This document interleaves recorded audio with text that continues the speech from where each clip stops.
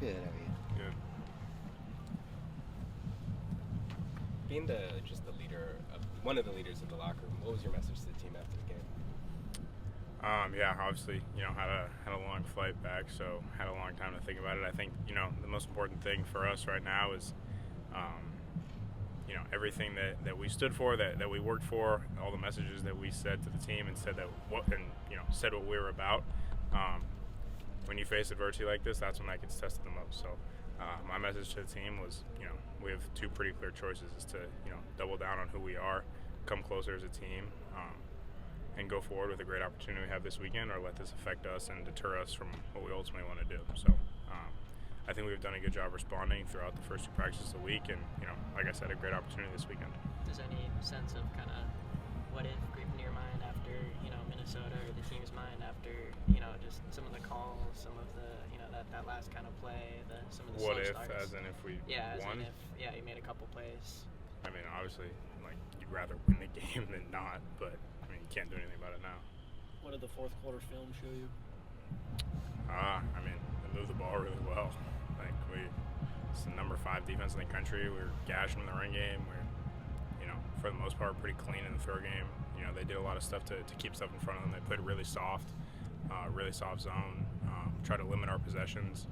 I think they were taking a minute for every single play. They huddled, let the clock run down. There's pretty much a 4-minute offense the entire time on their side. So, they obviously made a concerted effort to limit our possessions, limit our plays on the field, and played really conservatively. So they did a good job. I think when you're in a game like that, you can't make mistakes, even if you're moving the ball really well, because your possessions are so limited. Explosive plays are down a little bit with this offense. Is there something that maybe these defenses have done a little bit differently than you'd seen in the past, or any explanation that you can see for maybe? No, we're playing better defenses. I think that's pretty objective, just when you look at how they stack up in terms of just NCAA ranking, if you're into that kind of thing, I guess. No, like I said, these defenses have really tried to keep things in front of them. We've seen a ton of really soft zone, and obviously our ability to run the ball is important when you see that kind of stuff. So I think we're playing a lot better defenses this year. I think that's pretty undeniable, but presents a good challenge for us, and we have to go and execute. How critical is it then to have someone like Woody, who you can so consistently hand it off to, and he'll get 6-7 yards? Yeah, Woody's been phenomenal for us. He's a really tough player, really tough kid. Just a guy I love playing with, and obviously a heck of a player. What can you guys just do, or as a quarterback, force them to come down a little bit and play that tighter man coverage? You got to make them pay. You can't move the ball really, really well. Average 7 yards a carry, gash them in the throw game and run game, and then stall out on a drive. You got to make defenses pay, because if you don't, they're going to keep doing what they're doing. What have you seen from Penn State on film? They're a really good team, really experienced, 7 returning starters. Obviously, really talented edge guys, really talented back end, experienced linebacking crew, and really good defense as a whole. You mentioned it was, I think after the Wisconsin game, said it was ultimately just kind of unacceptable to have the slow starts that you guys had, and it wasn't going to play against good teams. Obviously you faced kind of a unique situation with Minnesota in terms of how they played you guys, but have you figured out anything more about how to kind of get this offense going, from the jump? What are your thoughts on that? Yeah, I think it's just it depends how you define slow start. We come out and we're moving the ball really, really well. Didn't really feel like they could stop us the first drive. Obviously came up empty, which was unfortunate, and then I believe the second drive started on our -5 or something like that. Third drive went and scored. So when you talk about starting slow, there was no point where we felt like we weren't moving the ball well, So obviously, like I said, we got to finish drives and limit mistakes, but it's just it all depends how you frame starting slow. I think the biggest thing at the end of the day is finishing those drives. What would a win over Penn State mean for the program? Be great. Obviously, that's what we go out and try to do every single week.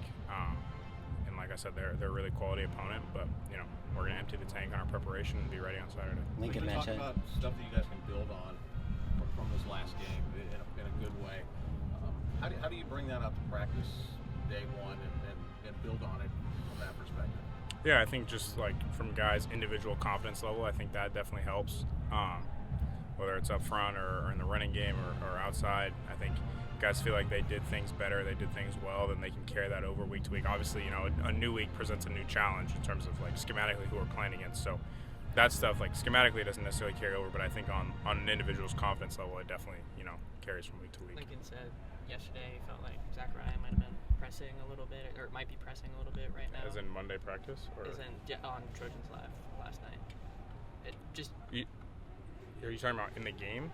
Yeah, just in general with how he's playing right now. Do you feel like, do you agree? Do you sense that a little bit from him mentally? Just what's kind of the work with him, right now to get to the receiver he can be?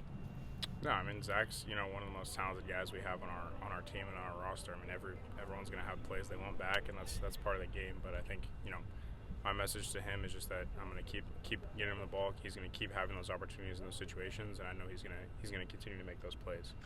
Like I said, everyone has plays they want back. I missed a stop inside to Kyron on third down. There are 1 to 3 throws that I want back. So. I think it happens, and Zach's obviously a really talented player and is going to continue to make big plays for us down the stretch. He said in the past how some of those mistakes sort of stick with him, and he can't stop thinking about them. Yeah. Hey, do you notice that about him? Like he has a kind of a hard time getting that out of his head. I mean, I don't think that's really specific to him. I think anyone that plays sports or does anything at a high level is going to be very, very critical of themselves in terms of the expectation they have, and I think that's natural. I think that speaks to the competitor that he is. So, I think a lot of guys who strive to achieve at a high level are the same way. So, obviously, that's something that you have to overcome. I mean, I struggle with the same thing in terms of wanting to be perfect, and we have to understand that we're not going to be, but we have to strive to be perfect in our preparation. So, look, Zach's going to be a great player for us. He has been a great player for us, and I have every confidence in him.